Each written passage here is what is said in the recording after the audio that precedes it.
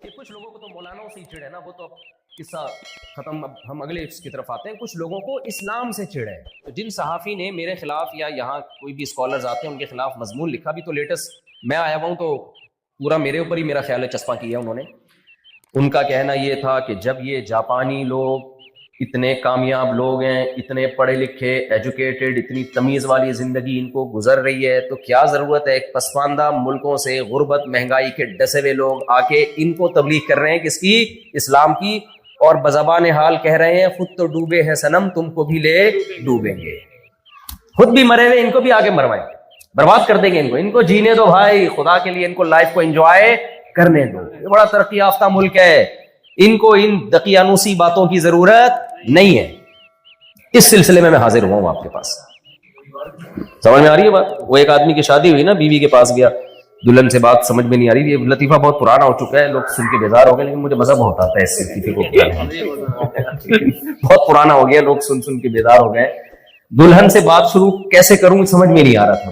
بعض لوگ بڑے تہذیب یافتہ ہوتے ہیں, دلہن سے بات چیت کا آغاز کیسے کروں نا, تو دلہن سے کہا کہ میری کل آپ سے شادی ہوئی تھی, اس سلسلے میں حاضر ہوا ہوں.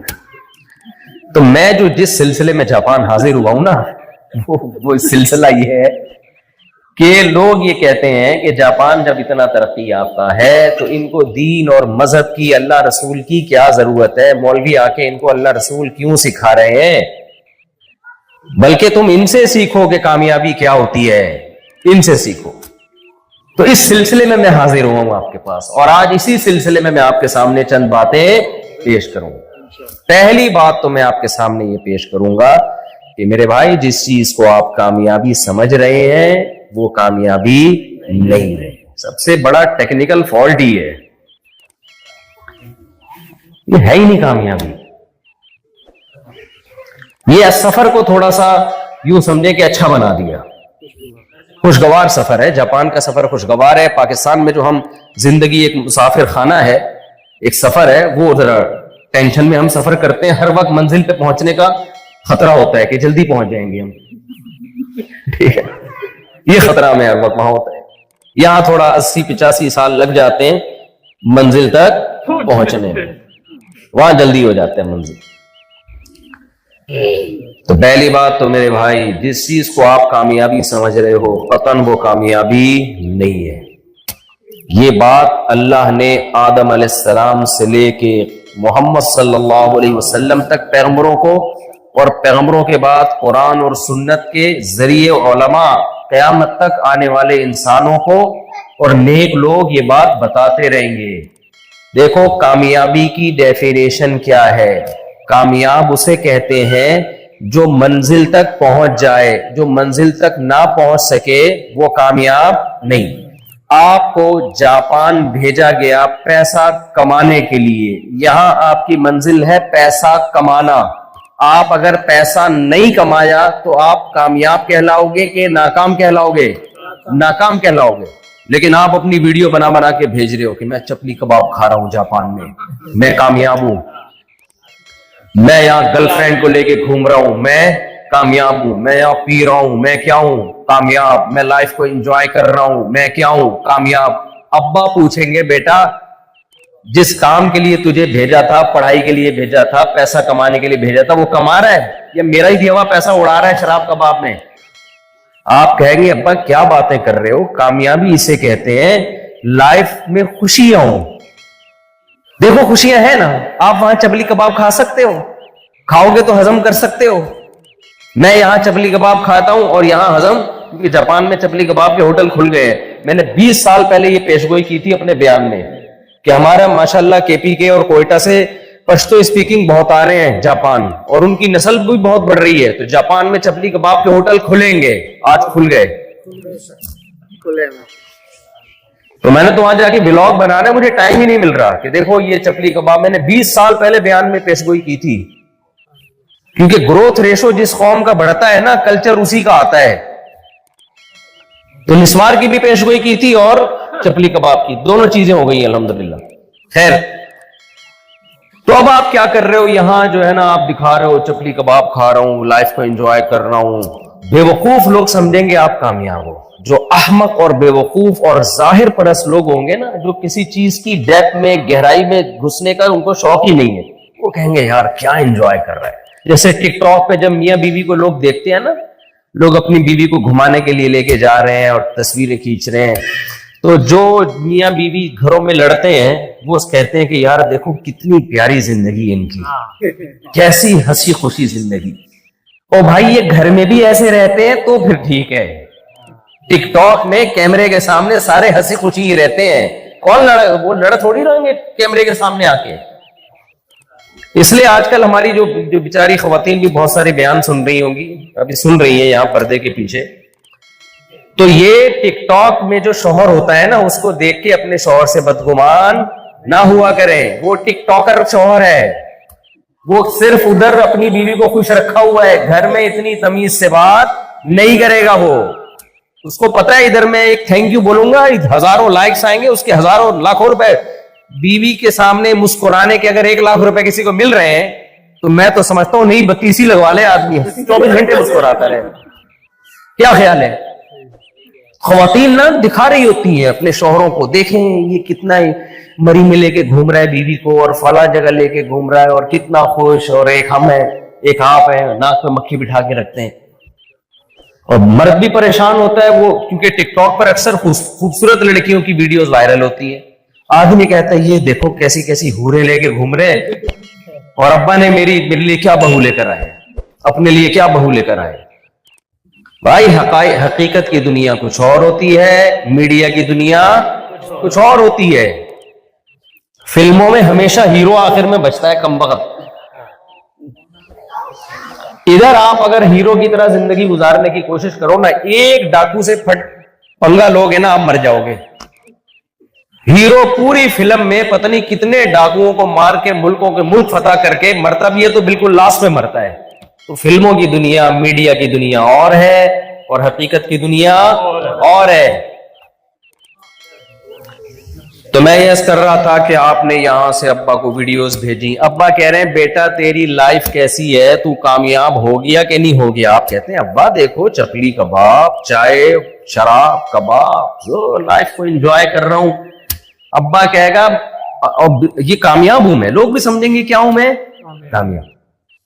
लेकिन अक्लमंद कहेगा भाई तू बाप के पैसे पे इतना कमा रहा है, इतना खा रहा है, तुझे तो तेरा बाप छोड़ेगा नहीं। जिस काम के लिए तुझे भेजा था वो काम भी तूने किया कि नहीं किया। अहमक और बेवकूफ जाहिर और हाल को देख के, प्रेजेंट को देख के मुतासिर होता है, और जो गहरी नजर रखने वाले लोग हैं वो हमेशा फ्यूचर को देख के फैसला करते हैं कि ये कामयाब है या ये नाकाम है। समझते हो कि नहीं समझते हो? तो मेरे भाई फ्यूचर किसका कामयाब है? पहली बात, जिस बेचारे को अपने पैदा होने का मकसद ही ना पता हो उसको मंजिल कभी भी पता नहीं हो सकती। और जिसको मंजिल ना पता हो, क्या वो मंजिल तक पहुंचने की कोशिश करेगा? और जो मंजिल तक पहुंचने की कोशिश ही नहीं करेगा, क्या वो मंजिल तक पहुंचेगा? और जो मंजिल तक पहुंच ही ना सकता हो, क्या वो कामयाब हो सकता है? तो हम शुरू से शुरू करते हैं कि हमारी मंजिल क्या है, हम क्यों पैदा हुए। आप दुनिया में जितनी कामयाब कौमें समझी जाती हैं ना, जितनी कामयाब कौमें या कामयाब लोग समझे जाते हैं, आप उनसे पूछो कि आप दुनिया में क्यों आए, उनके पास इस सवाल का जवाब बोलो नहीं होगा। क्यों नहीं है? आप कहें यार इनके पास तो हर सवाल का जवाब है, हर सवाल का जवाब है। दुनिया में जितने बड़े बड़े फिलोसफर हैं, स्कॉलर्स हैं, उनके पास दुनिया के हर सवाल का जवाब है। आप पैसा कमाने का तरीका पूछें, गूगल पे लिखे आ जाएगा। आएगा कि नहीं आएगा? कोई ना कोई माहिर होगा जो तरीका बता रहा होगा। आज किसी ने बताया एक बड़ा जबरदस्त पैसा कमाने का तरीका। जो मोटिवेशनल स्पीकर होते हैं ना, इनसे भी थोड़ा सा होशियार रहा करें। ये पैसे कमाने के तरीके बता बता के पैसा कमा रहे होते हैं। तो वो एक ने अकाउंट बनाया अपना, और उसने लोगों से कहा कि मैं आपको पैसा कमाने का तरीका बताता हूं सिर्फ $2 में।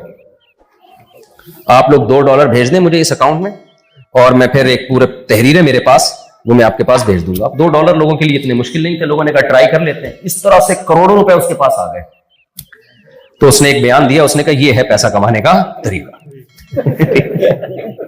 شارٹ میں کروڑوں روپے ایسے ہی کمائے جا سکتے ہیں. سوشل میڈیا کی دنیا میں نا آج کل یہ بہت ہو رہا ہے. تو دنیا میں ہر چیز بتا رہے ہیں ہمیں, ماہرین بتا رہے ہیں. جاپان کے ماہرین تو اور بہت کچھ بتا دیتے ہیں جو ہم تصور نہیں کر سکتے. کیا کچھ نہیں بنا لیا انہوں نے. بھائی یہ جو سوال ہے نا کہ ہم کیوں بنے, یہ انسان اس کا جواب نہیں دے سکتا. یہ سوال انسانوں سے پوچھا نہیں جائے گا. یہ اس کا جواب وہ دے گا جس نے ہمیں بنایا ہے, اور بنانے والے کو لوگ لفٹ کرانے کے لیے تیار نہیں ہے. وہ پوچھنے کے لیے تیار نہیں ہے کہ کس نے بنایا, کیوں دنیا میں آئے, کیا مقصد ہے ہمارا, اور ہمارا انجام کیا ہوگا, ہمیں بھیجا کیوں گیا. ان سوالوں پہ انسانیت غور کرنے کے لیے تیار نہیں ہے. پیدا ہو رہے ہیں, کھا پی کے ترقی کر کے مر کے ختم ہو رہے ہیں. اسی میں تو زندگی گزر رہی ہے.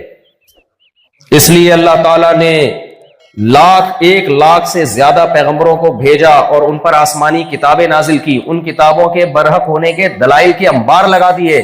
قرآن نازل کیا آخر میں, اور اس کے برحق ہونے کے دلائل کے انبار لگا دیے. یعنی قرآن کا یہ کمال ہے کہ وہ یہ بھی بتاتا ہے کہ یہ کائنات کسی نے بنائی ہے, یہ بھی بتاتا ہے کہ کیوں بنائی ہے, یہ بھی بتاتا ہے کہ تمہیں کیوں بنایا گیا, یہ بھی بتاتا ہے کہ میں واقعی اللہ کا کلام ہوں. ان ساری باتوں کے جواب ایک ہی کتاب میں آپ کو دلائل کے ساتھ ملیں گے.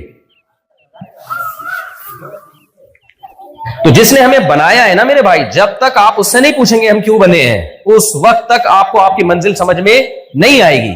جس کام کے لیے بنے ہو اس کو تو فوکس کر نہیں رہے. آپ کیا کر لو گے, آپ 1000 کلومیٹر یا 500 کلومیٹر ٹرین میں سفر کر کے, اس سے یہ ہوگا کہ جو سفر آپ کا 8 گھنٹے میں ہوتا وہ آپ کا 1 گھنٹے میں ہو جائے گا. اس سے زیادہ آپ کو کچھ بھی حاصل, بولتے کیوں نہیں بھائی, نہیں ہوگا. آپ پہلے 60 سال میں مر جاتے تھے, 32 سال میں مرو گے. اس سے زیادہ آپ کو کوئی کامیابی ترقی کر کے حاصل ہونے والی نہیں ہے. پہلے آپ جو تھے وہ کہیں ہڈی ٹوٹ جاتی تو جڑتی نہیں تھی, اب جڑ جاتی ہے. مصنوعی ٹانگیں لگ جاتی ہیں. تو پہلے لگڑے ہو کے زندگی گزارتے تھے 10-20 سال, اب ٹانگوں پہ 10-20 سال گزار لو گے. اس سے زیادہ حاصل ہونے والا اس ترقی سے کچھ بھی بولو نہیں ہے.